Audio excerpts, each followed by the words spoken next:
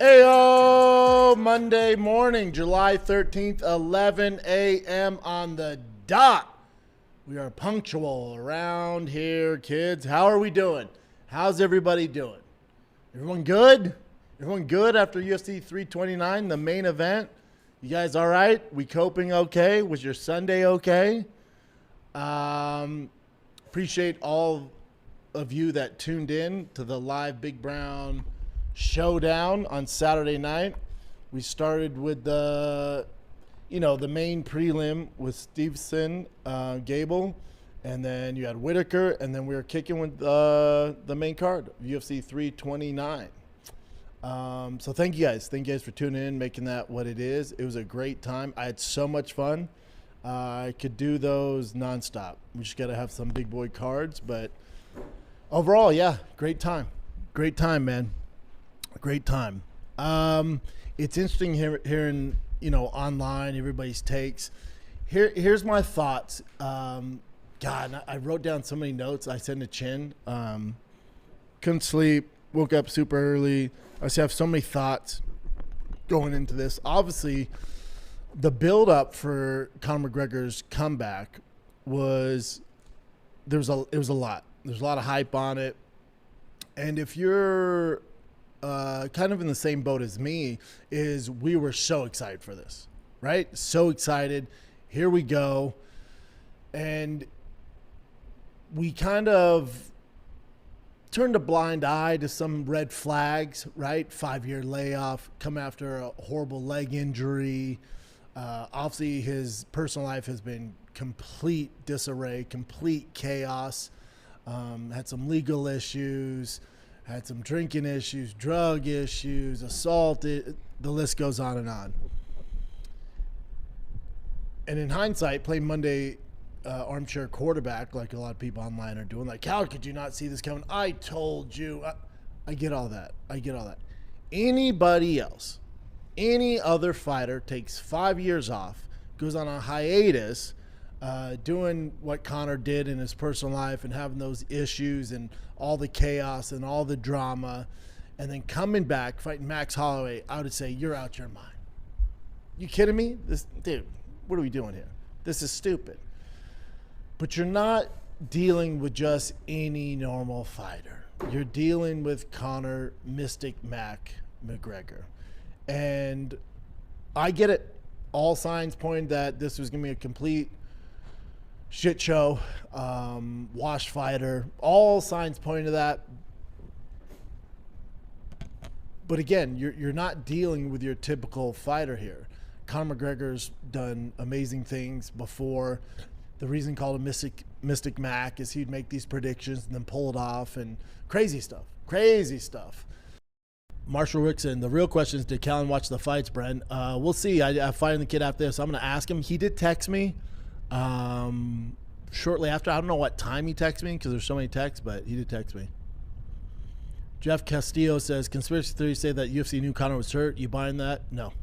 Not a chance. So, granted, they made a lot of money, biggest gate. They make money off Conor, the viewership, stuff like that. Remember, they get $1.1 billion a year regardless if Conor fights. So do you think that they would risk all of that, shareholders, TKO, all that, to put Conor by? It just, all the business sense doesn't make any sense. That's just dumb. Black Ross says, Maury voice. Yeah, and Callan did not watch the fights. I bet he did. Reese Clan says, Charles fighting Patty would be a different fight. He couldn't just hold Patty down for 5 seconds. Yeah, I'm not mad at Charles Patty. It'd be interesting. That's a tough fight for Patty. Let's continue this rocket ship. I think Illy is the move.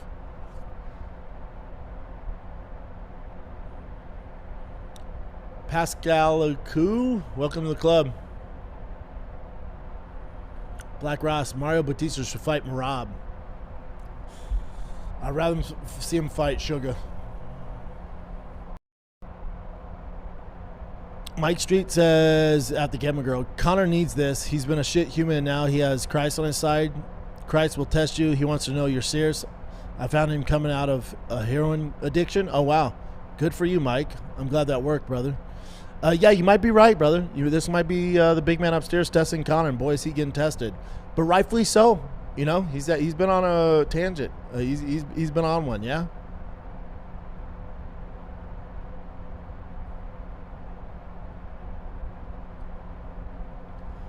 Yawning hippie chick, be sure to thank your wife and kiddos for telling us for letting us have you for the live. I'm sure they missed you. My kiddos missed me. My wifey was on the boat with the neighbors partying. So I think she was good.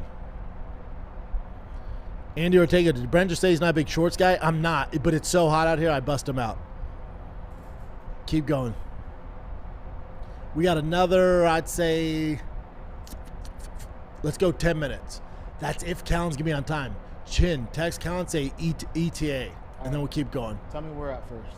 What's up? Tell me where we're at first.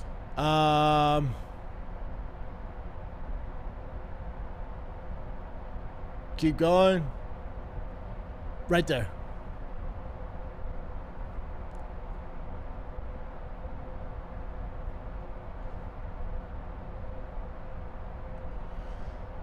Wooten Warriors Boot Camp. Hey B and Chin, love listening to these lives. So on Spotify. Finally joined the club. Thanks, brother. I know Conor and coaches say he's been okay in camp, but he's not cut weight in so long. Do we think that's why? Could be. So Brendan Schaub is back. Did you hear that in there? He's like, great weekend. And that person asked the question, did your wife and kids miss you? And he said, my kids did. My wife, she was partying with the neighbors on a boat, meaning his wife didn't miss him. Oh, so your wife banging the neighbor, is she? Well, he doesn't have to go to a fucking storage unit every day. I think I figured out why he keeps doing the leg rubbing. Now, as you can tell, this man is going completely and totally broke, and he ended up in a storage unit. But you hear that loud as fuck air conditioning kicking on because it's a storage unit for cars in Texas.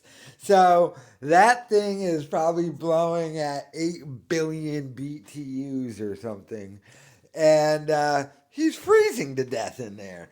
And he's wearing shorts. So he's rubbing his Schaub legs trying to get warm. Then why are you wearing shorts?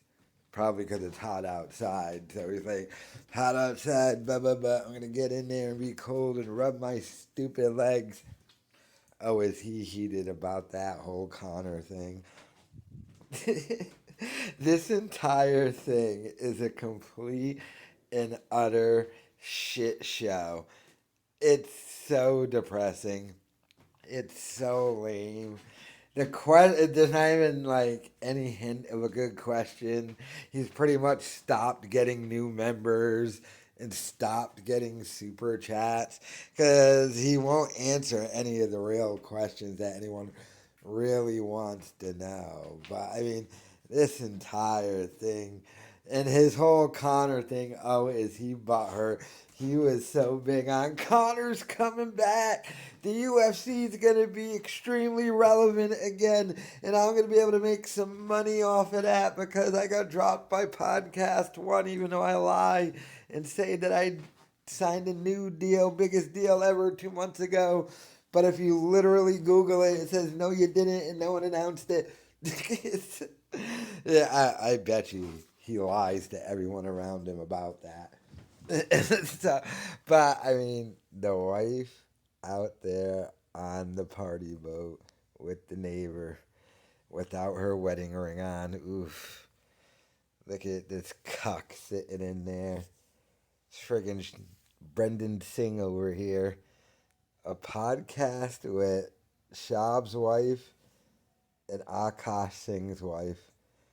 It would never work. It'd be like the unstoppable bitch meets the immovable dummy. Like, it's too much for them. Like, you couldn't put them in the same room. The energy would gather and explode or something. But your wife's out there popping it. Not for the white boys at the frat house, but the white boys on the boat. damn. And you can tell he's so heated about it. He's probably like, babe, I was just going to live stream the Conor fight. Why'd you have to go out partying? Ugh, sucks to be him. But let me know your thoughts in the comments.